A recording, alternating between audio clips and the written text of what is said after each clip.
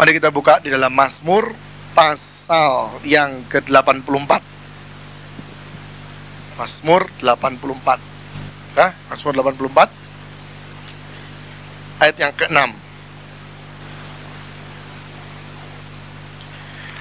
Berbahagialah manusia yang kekuatannya di dalam Engkau, yang berhasrat mengadakan ziarah. Apabila melintasi lembah baka, mereka membuatnya menjadi tempat yang bermata air. Bahkan hujan pada awal musim menyelubunginya dengan berkat. Mereka berjalan makin lama makin kuat, hendak menghadap Allah di Sion. Kuncinya itu di ayat yang ke-6. Berbahagialah manusia yang kekuatannya di dalam Engkau, yang berhasrat mengadakan ziarah. Nah, ini kuncinya. Kalau kita bisa melakukan ini, maka ayat yang ke-7 dan ayat yang ke-8 akan menjadi bagian kita.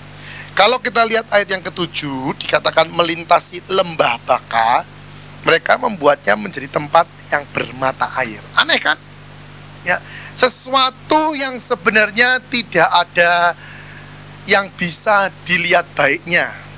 Ya, sesuatu yang merupakan penderitaan, sesuatu yang merupakan sesuatu yang tidak disukai oleh manusia karena jelek. Lembah baka, lembah kekelaman, sesuatu lembah yang waduh pokoknya orang nggak ada mau. Lembah persoalan, mungkin persoalan yang sangat berat, persoalan yang tidak bisa diselesaikan, persoalan yang sangat-sangat tidak bisa dibuat menjadi sesuatu yang baik. Dan orang lihat nggak ada yang bisa begini, aku pengen, nggak ada. Kenapa? Karena benar-benar ini lembah baka. Tapi orang yang sungguh-sungguh di dalam Tuhan bisa membuat itu menjadi tempat yang bermata air. Ya. Saya sedang mulai selidiki apa itu artinya mata air. Apa kegunaannya mata air? Ayo. Apa? Hah? Tadi ada yang jawab apa? Kalau pergi kemana-mana, misalnya mau beli aqua atau mau beli minuman minuman air putih, mau di kemasan gelas, mau di kemasan botol, semua tulisannya apa? Diambil dari mata air apa, ya kan? Begitu? Pegunungan apa, ya kan? Nah, jadi salah satunya kegunaan mata air itu apa? Bukan itu. Mengeluarkan air untuk kebutuhan kita semua, termasuk minuman. Ya kan? Nah, itu. Ya. Jadi kegunaannya salah satu adalah seperti itu. Ya.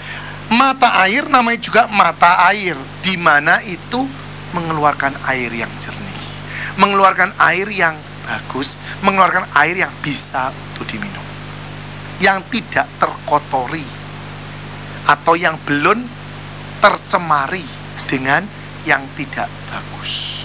Nah, sekarang orang selalu kalau mau bikin minuman itu selalu nyari mata air di pegunungan, di mata air yang masih bersih airnya, ya kan? Nggak pernah orang seperti itu terus nyari gini, yuk kita ngambil air selokan aja dibuat itu. Nah, nggak kan? Betul enggak? Ya kan? Selalu nyarinya mata air. Nah, firman Tuhan bilang lembah baka itu bisa dibuat jadi mata air. Istilahnya apa? Lembah yang tidak enak itu, lembah yang orang lain tidak mau itu, lembah yang penuh penderitaan itu bisa dirubah dalam hidup dia, bisa menjadi berkat bagi orang lain, dan orang yang melihatnya diberkati dengan keberadaan daripada keadaan orang itu. Nah, ini yang sangat luar biasa. Pada waktu saya lihat itu, saya berkata gini, nah ini yang luar biasa. Banyak orang Kristen pengennya cuma diberkati Tuhan. Betul? Dan banyak orang Kristen cuma berkata gini, Tuhan baik pada waktu ada berkat. Nah, contohnya di antara kita ini ya, banyak yang begini, kalau mau dapat berkat datang. Terus kalau minggu-minggu dapat berkat, datang. Nah, ini berarti karakternya karakter belum bagus. Nah, karakternya belum bagus. Karena apa? Karakternya cuman mau berkatnya Tuhan. Padahal Tuhan janji pada kita, Dia berkata bukan hanya Dia memberkati kita, tapi kita bisa merubah yang namanya tidak berkat jadi berkat. Itu yang lebih luar biasa. Itu yang lebih luar biasa. Dan saya mulai menangkap begini. Kalau berkat dari Tuhan, oke, kita terima. Kita sebagai objek penerima. Ngerti maksudnya? Ya. Tapi kalau ini bukan lagi objek penerima, tapi apa? Kita yang bisa membuatnya. Coba bisa ngerti nggak? Bisa nangkep nggak? Ini sesuatu yang baru, sesuatu yang lebih daripada engkau hanya cuma nerima doang. Kalau berkat kau terima, engkau bukan si pembuatnya kan? Ngerti maksudnya? Ngerti? Kalau ini sekarang ya, saya sajalah. Saya dengan Mas Rombun. Bang Rombun, kalau tidak mau Mas Rombun, Bang Rombun. Ya, oke. Sekarang gini. Saya kasih Bang Rombun uang 100.000. Dia dapat berkat tak? Dapat kan? Tapi uang itu ya sudah segitu. Betul kan? Ya segitu dong uangnya. Nggak ada istilahnya gini, saya kasih 100.000 di tangan Rombun, jadi begini. Loh kok jadi 200.000 ya? Loh terus besok pagi bangun-bangun, loh jadi 1 juta. Loh nggak bisa. Nanti maksudnya? Karena dia cuma penerima. Firman ngomong, kita bukan hanya seperti itu. Firman berkata, kita diberi satu anugerah untuk bukan hanya menerima berkat, tapi merubah berkat itu menjadi mata air. Berarti bukan hanya menerima doang, tapi jadi si pembuat. Nah sekarang bayangin, bukan lagi Rombun menerima dari saya 100.000, tapi hidup Rombun sudah membuat dan menjadi berkat itu bisa dia buat. Ini yang luar biasa. Banyak anak-anak Tuhan tidak sampai di level ini. Banyak anak Tuhan cuman kuncinya minta berkat dan mau jadi penerima berkat doang. Kalau kalian bisa tangkap firman ini, kalian bisa mengerti bahwa ini sesuatu kemajuan di dalam firman Tuhan. Kemajuan dalam satu karakter. Kita bukan hanya menerima, tapi kita adalah si pemberi berkat atau si pengada berkat. Bisa masuk level ini tergantung kalian. Jangan langsung bisa-bisa. Ini ada syaratnya. Ya ini ada syaratnya di ayat yang ke-6 ini. Syaratnya, saudara. Jangan bilang, aku bisa. Ya semua orang juga mau kalau begitu. Ingat satu perkataan Tuhan Yesus dengan seorang wanita. Ya. Tuhan Yesus ngomong, loh yang kamu ngomong ini adalah sumber air kehidupan. Terus wanita itu ngomong gini, loh Tuhan, kalau begitu aku gak usah ke sini lagi, gak usah ke sungai lagi, gak usah ke sumur ini lagi. Karena apa? Aku bisa buat air. Ngerti maksudnya? Saya berusaha ngerti pewahyuan ini. Ini kunci ini. Tuhan menginginkan kita bukan menjadi penerima berkat saja, tapi sumber berkat. Mungkin kalian berkata gini, aduh jauh lah ini jauh, ini sudah tidak masuk di akal. Aku ini orang tidak punya, aku ini tidak bisa apa-apa, aku masih kecil, nggak bisa lah jadi sumber berkat. Tuh, kalau kalian bilang ngomong gitu, tidak akan pernah terjadi sumber berkat itu. Nggak akan pernah terjadi. Nggak pernah terjadi karena apa? Imanmu sudah berkata tidak. Jangan berpikir bahwa berkat itu hanya uang. Jangan berpikir bahwa berkat itu hanya perkara sesuatu yang kau bisa lihat. Dalam arti, oh ini lo berlian, atau emas, atau uang, atau apa yang sangat engkau dambakan. Lebih dari itu, engkau punya sesuatu. Contoh iman, itu gak bisa dilihat, tapi bisa dirasakan. Dalam arti, bisa orang berkata gini, benar itu orang yang beriman, dan aku diberkati dengan kehidupan dia. Loh, ini namanya sumber berkat, saudara. Kalau orang itu bisa dikatakan begitu, aku diberkati dengan kehidupan dia. Oh, itu sumber berkat. Itu bukan begini, orang ini jadi penerima berkat. Bukan, orang itu adalah sumber berkat. Punya yang namanya gudang berkat. Punya yang namanya mungkin kolam yang besar, dan orang bisa datang untuk minum, untuk mengambil air, dan pulang dengan sukacita. Kuncinya ayat yang ke-6. Yang pertama, berbahagialah manusia yang kekuatannya di dalam engkau. Apa maksudnya? Kekuatan kita di dalam Tuhan. Mulai pada waktu saya mulai merenungkan ini, saya berkata gini, Tuhan, enggak mungkin orang itu bisa sungguh-sungguh kekuatannya di dalam engkau kalau orang itu merasa dirinya kuat. Ngerti maksudnya? Kalau orang itu sudah merasa kuat, nggak mungkin dia butuh penolong. Bisa ngerti? Bisa mulai ngerti? Kalau kalian merasa sudah mampu, kalian nggak pernah butuh untuk seorang yang menolong kalian.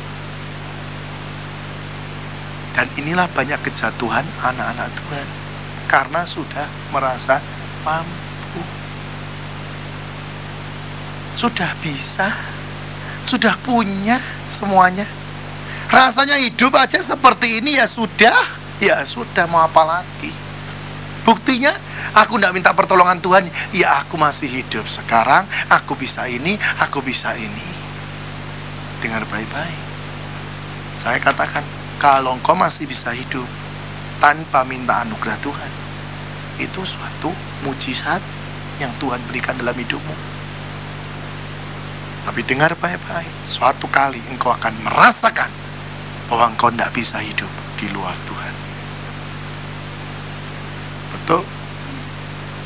Saya dalam pelayanan sudah banyak kali ketemu orang yang sombongnya seperti ini.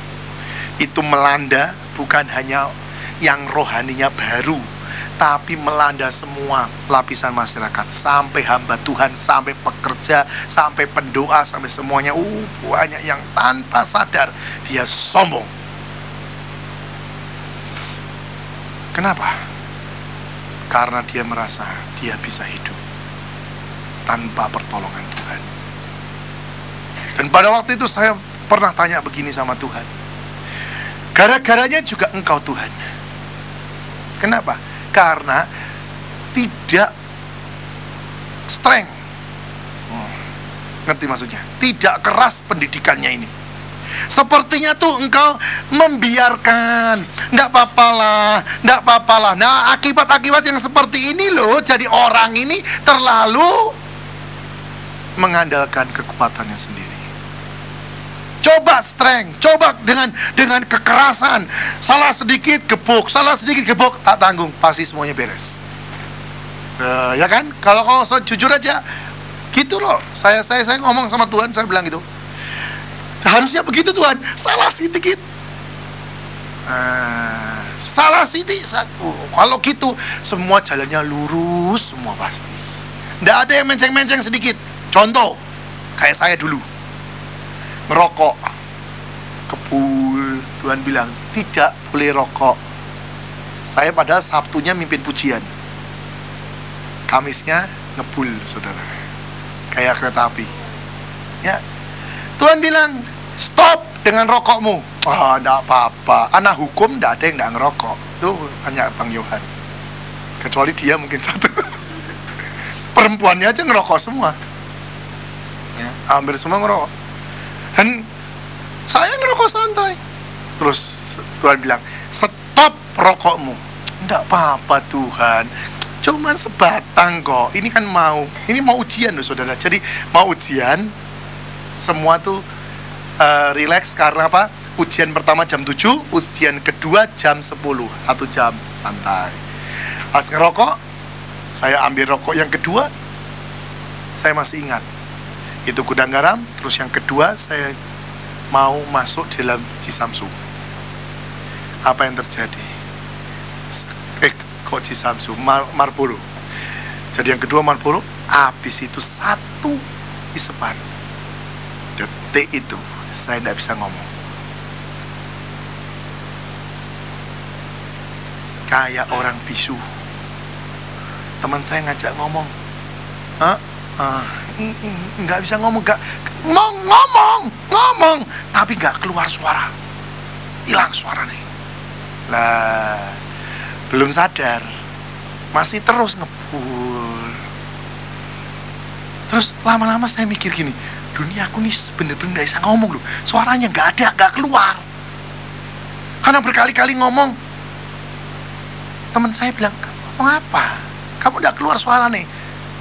Sejak detik itu sampai hari ini saya tidak ngerokok lagi. Tuhan bilang, mau yang lebih lagi.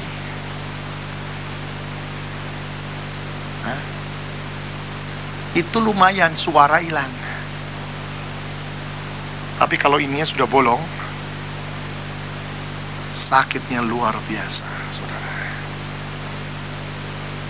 Tuhan bilang, berhenti. Ya Tuhan, Pak, barusan itu saya bilang, Tuhan ampuni saya berhenti rokok, saya tidak mau ngerokok lagi, dan saya buang itu rokok semua. Padahal barusan dihisap satu.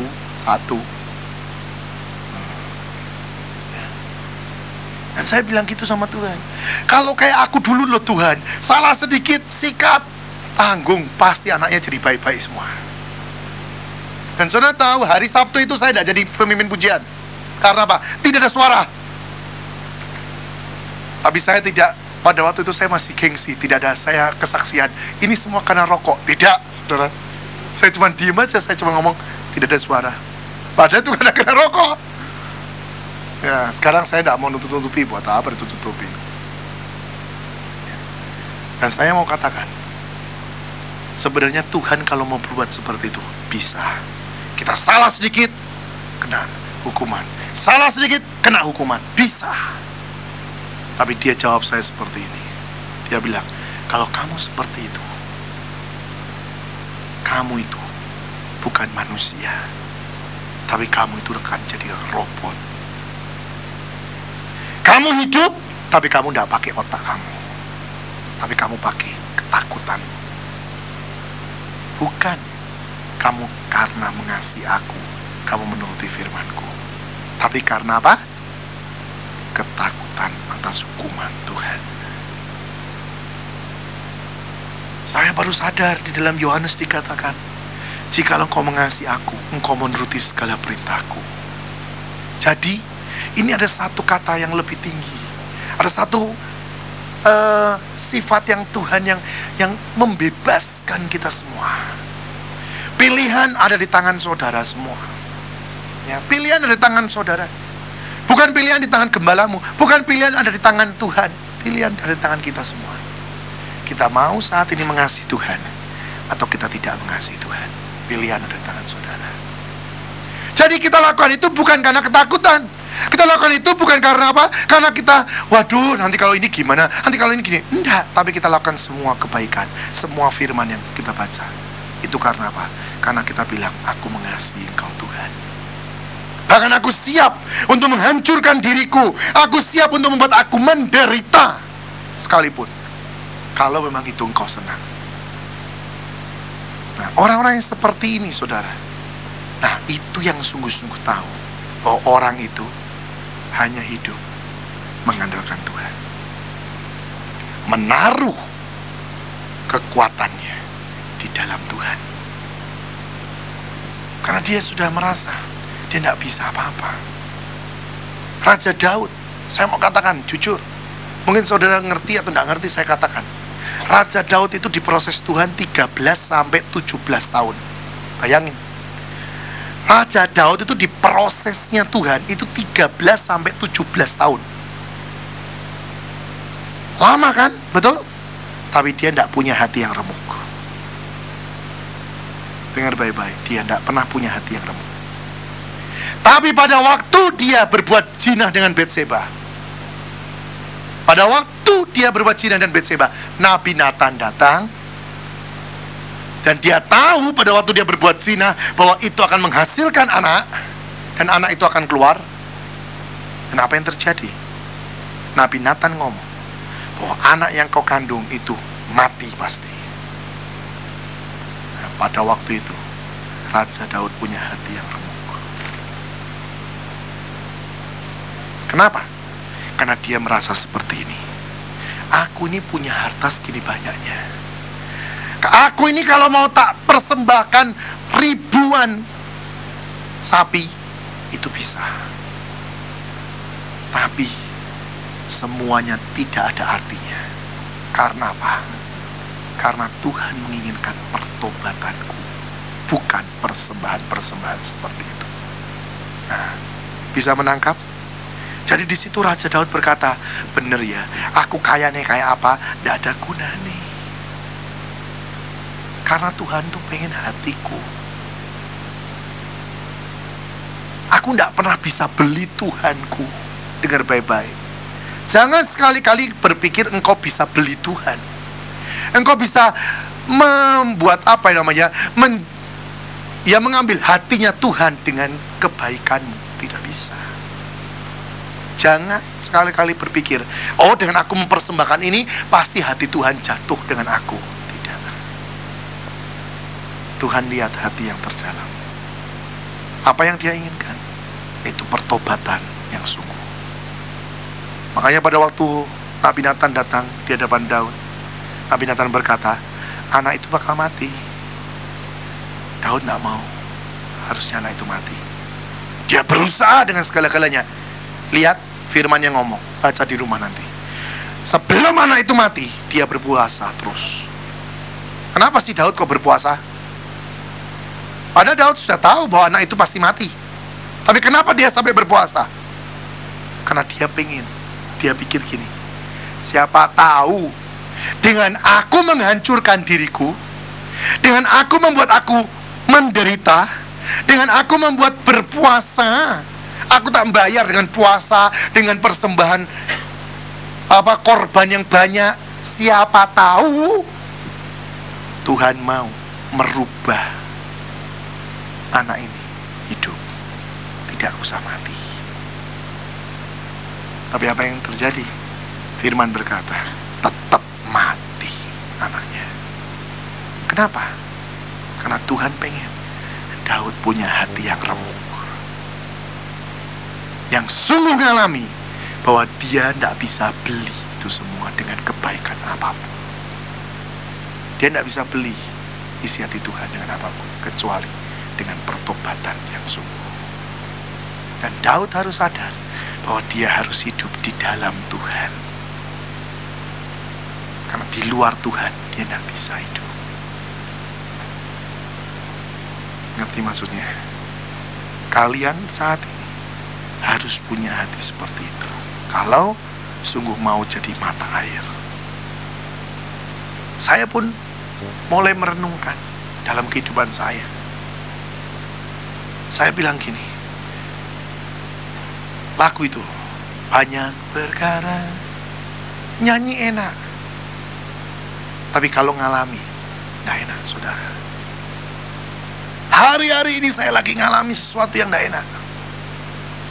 Tapi Tuhan bilang gini, kamu ngalami yang tidak enak gini, apa sekarang pikiranmu? Nih, saya mau buka ya, supaya kalian tahu sendiri. Ya. Hari Sabtu saya khotbah di Katsu. Hari Minggu pagi saya ke gereja, saya khotbah lagi di GBI. Minggu siang terjadi sesuatu di rumah saya. Pembantu dua-duanya pulang, keluar dari rumah saya. Nggak tahu karena apa, tidak karena apa, sampai saya tanyain, kamu pernah tak marahin? Enggak. Kamu pernah tak pukul? Enggak. Kamu pernah tak ini? Enggak semua. Terus mereka ngomong, saya keluar karena ada alasan tapi tidak bisa ngomong. Jadi di pihak saya tidak salah. Dan ini terbukti dari apa? Dari pembantu yang ngobrol lagi dengan pembantu saya setelah keluar. Dia ngomong, malahan dia nganjurin pembantu ini, kamu kerja saja di bapak itu lu baik. Saya tuh keluar karena saya kurang, saya pengen lebih dapatnya. Jujur begitu. Belum sampai selesai. Pembantu ini belum pulang. Barusan proses mau pulang.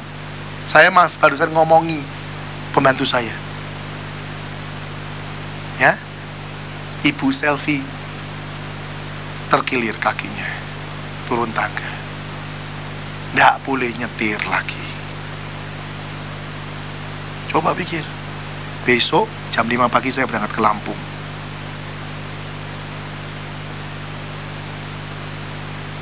Pikiran ngomong gini, batalin aja. Sudah, suruh Yohanta yang berangkat. Lu gantiin saya, bisa kan? Misalnya misalnya seperti itu ya. Kenapa? Karena kalian harus pikir, yang bisa nyetir di rumah nggak ada, cuman Mas Hendri. Terus hari Jumat anak saya harus jalan-jalan dengan sekolahnya. Setiap pagi nganter dia sekolah. Yang kecil sekolah 3 kali.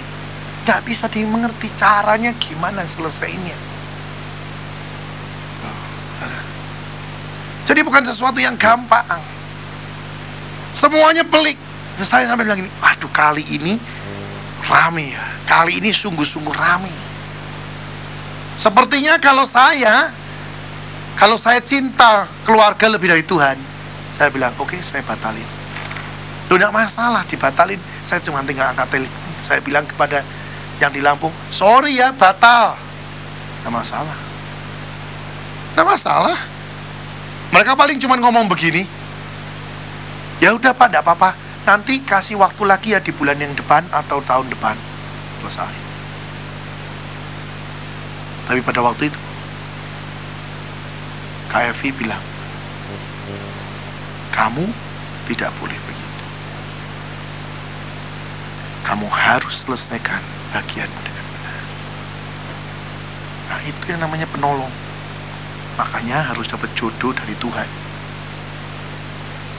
Karena apa? Di saat yang tepat dia bisa menghandle semua. Saya tidak main-main, saudara. Saya sampai bilang gini, Tuhan, apa yang aku harus lakukan? Tuhan bilang, sekarang tergantung kamu. Kamu bisa khotbah bahwa Yesus nomor 1 semuanya. Pelayanan nomor 1 kalau memang itu sudah Tuhan tetapkan.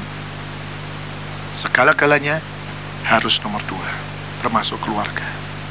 Saya buktikan saat ini. Besok saya berangkat dengan Mas Rombut. Tetap saya berangkat. Biarpun seperti ini, saya tetap berangkat.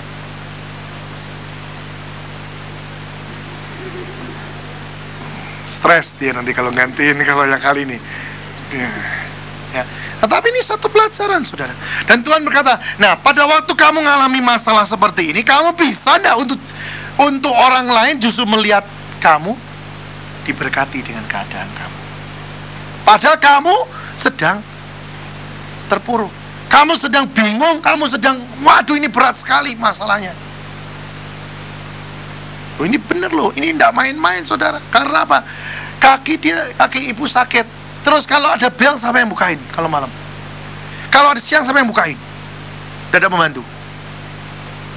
Anak sekolah. Ayo, coba pikirkan. Jadi tidak main-main ini. Tapi semuanya Tuhan bilang, dari masalah seperti ini, bisa enggak kamu berubah semua ini untuk kemuliaan bagi nama Tuhan, dan orang lain melihatnya jadi penuh dengan berkat Tuhan. Bisa diberkati dengan keadaan ini, bisa belajar sesuatu dari pengalaman yang engkau alami. Dan pada waktu itu saya bilang, oke Tuhan, aku tetap pelayanan, aku tidak mau pusing, sekarang kau yang atur semua. Oh luar biasa, ternyata Tuhan atur semua. Ada Mas Leo yang bisa bantu.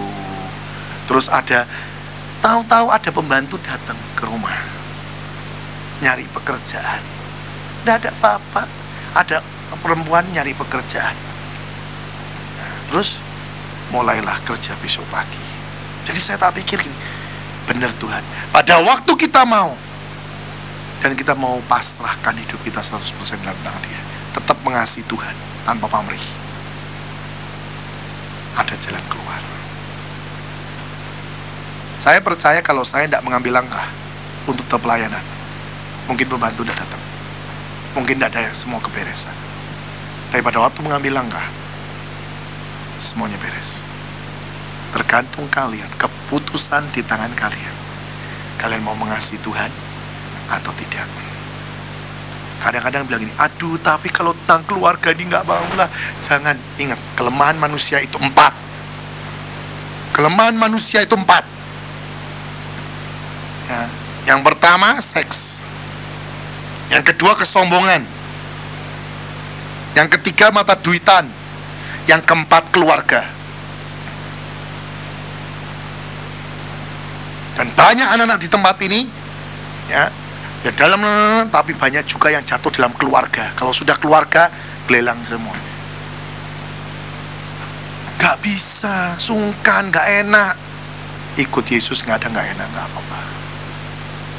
Saya pun pernah mengalami seperti itu. Nah buktinya saat ini, gak bisa. Pokoknya kamu pasti akan semua akan diuji. Karena nanti pada waktu engkau memilih itu semua, engkau akan bisa merubah yang namanya masalah jadi mata air. Nah ini saudara, saya mulai melihat ini, masalah ini, saya bilang, ya sudah Tuhan, biarlah saya kalau mau jadi percontohan Tuhan, oke. Yang saya tetap pelayanan. Semua tanya, jangan kalian bilang kalian tidak tanya. Keluarga besar saya tanya semuanya. Ayah saya tanya, ibu saya tanya, kapan kamu mulai pelayanan? Besok jam 5 pagi. Hah, berangkat, tetap berangkat. Tidak ada masalah. Semua tanya. Jangan pikir bahwa semua tidak tanya.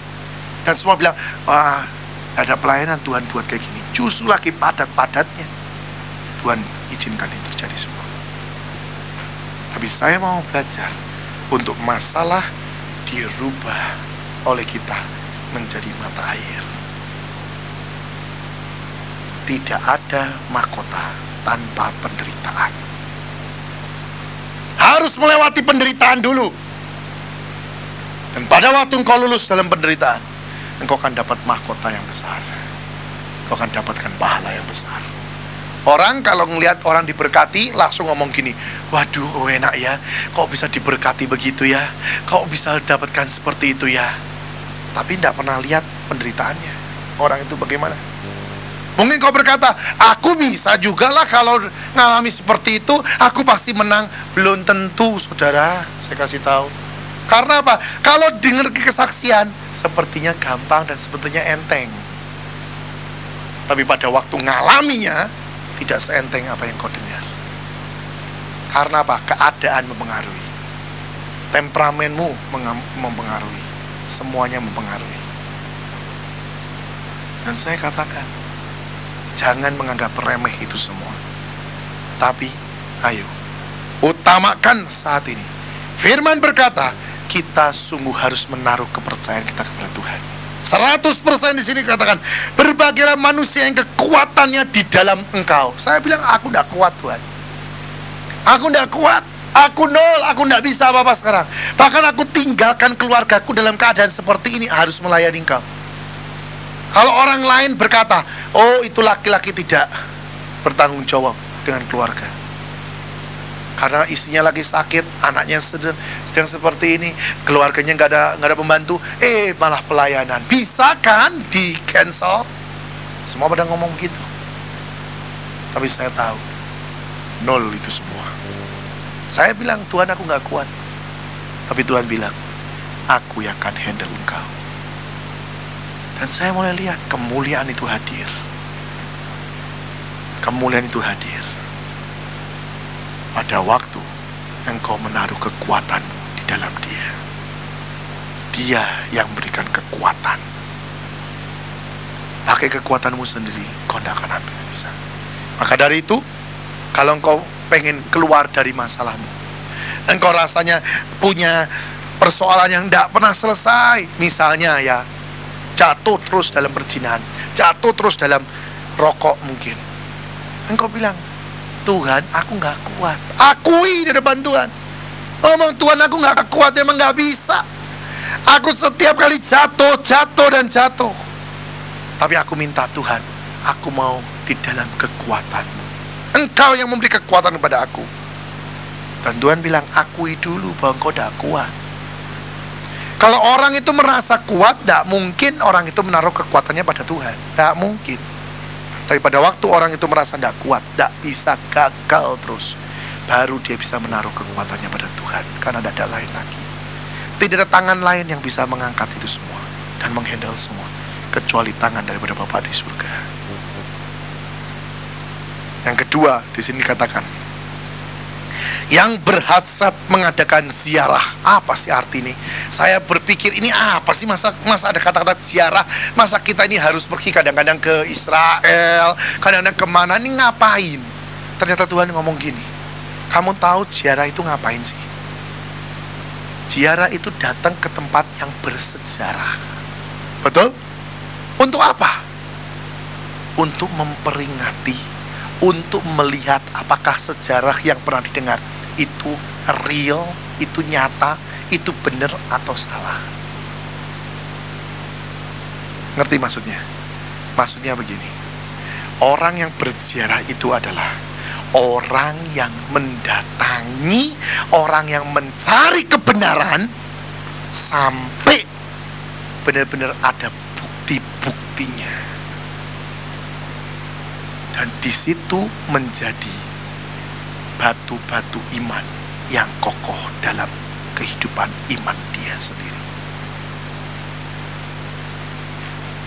Contoh, ya, dia baca firman, dia tidak hanya langsung percaya. Dia bilang gini, Tuhan, buktikan apa yang kau katakan itu benar. Suatu kali dia membuktikan di firman itu yang dikatakan adalah ya dan amin. Itulah orang yang mengadakan ziarah. Tidak hanya asal amin-amin tapi nggak ngelakuin apa-apa. Tapi dia sesungguhan hati. Dia berkata, aku mau ngalami Tuhan. Aku mau sungguh buktikan bahwa apa yang kau katakan itu ya dan amin. Supaya aku sungguh-sungguh mempunyai iman yang besar dan kokoh.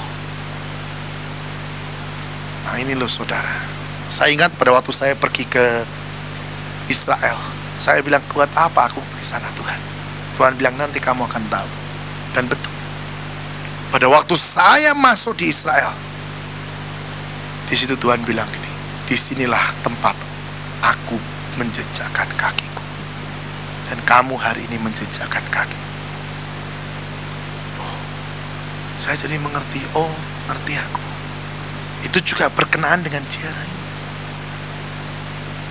Dan yang kedua, pada waktu saya mau masuk dalam Yerusalem, kami nyanyi di bus itu, oh Yerusalem, kota mulia, hatiku rindu ke sana.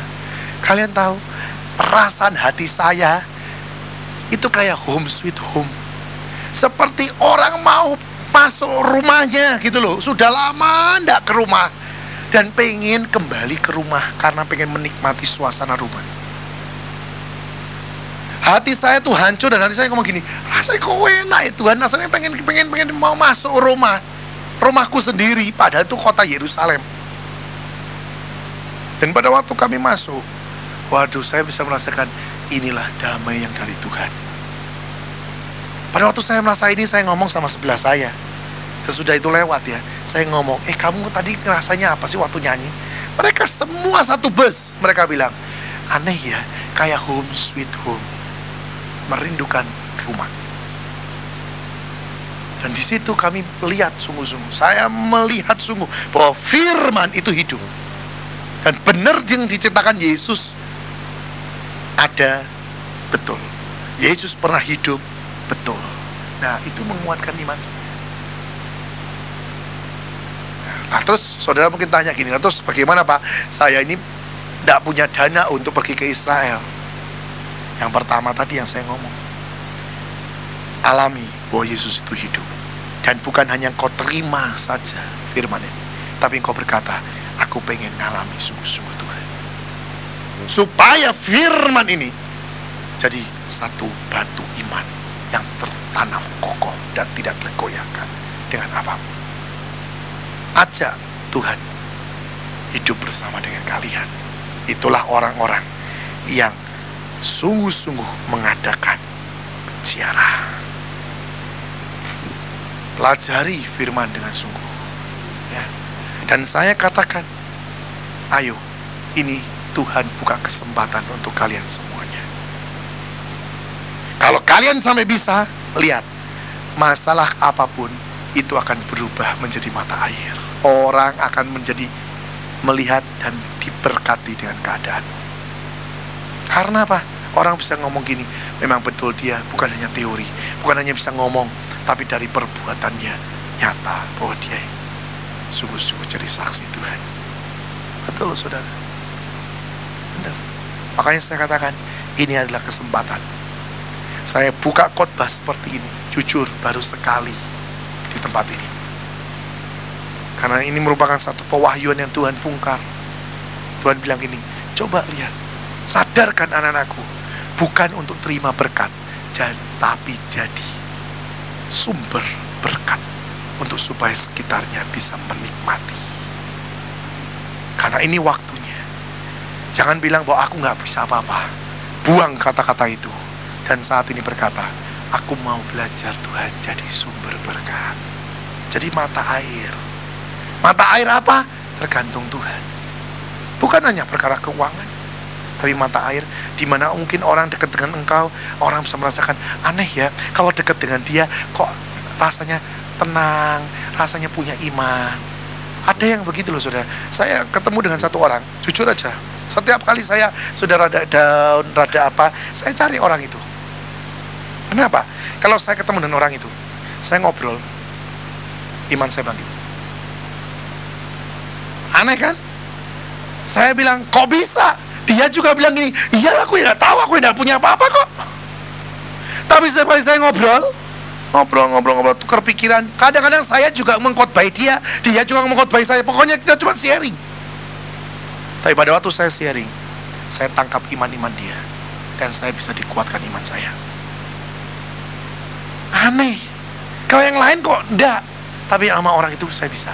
Kadang-kadang saya tahu dan saya ketemu dengan beberapa orang, saya pada waktu tangkap, ketemu dengan dia ngobrol, saya tangkap rohnya yang sedang berkobar-kobar, penginjilan. Saya bilang gini, orang ini punya roh penginjilan, mata air penginjilan. Jadi saya bisa ke situ ya, ngobrol begitu. Saya bilang, aneh ya, aku kok bisa bangkit untuk seperti mau nginjili orang kemana-mana. Ayolah jalan. Loh, aneh kan? Dia punya mata air itu. Nah, orang-orang lain pun lihat saya ya begitu. Dia bilang, aneh kalau ketemu kamu kok bisa begini. Saya sendiri nggak tahu apa, tapi mereka bisa menikmati. Nah itu loh, saya katakan, itu harus dipunyai setiap orang. Di mana engkau harus menjadi mata air ya Tuhan. Kalau itu sungguh-sungguh kau punyai, dahsyat saudara. Bukan hanya kita punya mental minta saat ini. Kita harus berubah saat ini, yaitu apa?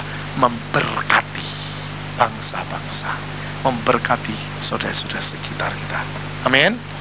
Ini waktunya. Saya katakan, ini tidak perlu engkau kaya, ini tidak perlu engkau umur berapa, tapi yang diperlukan kerinduan yang sungguh. Engkau mengadakan sungguh-sungguh ziarah, dan yang kedua, engkau sungguh-sungguh mau meletakkan kekuatanmu pada Tuhan. Engkau pasti bisa. Jangan andalkan kekuatanmu sendiri. Di dalam Tuhan semua itu bisa.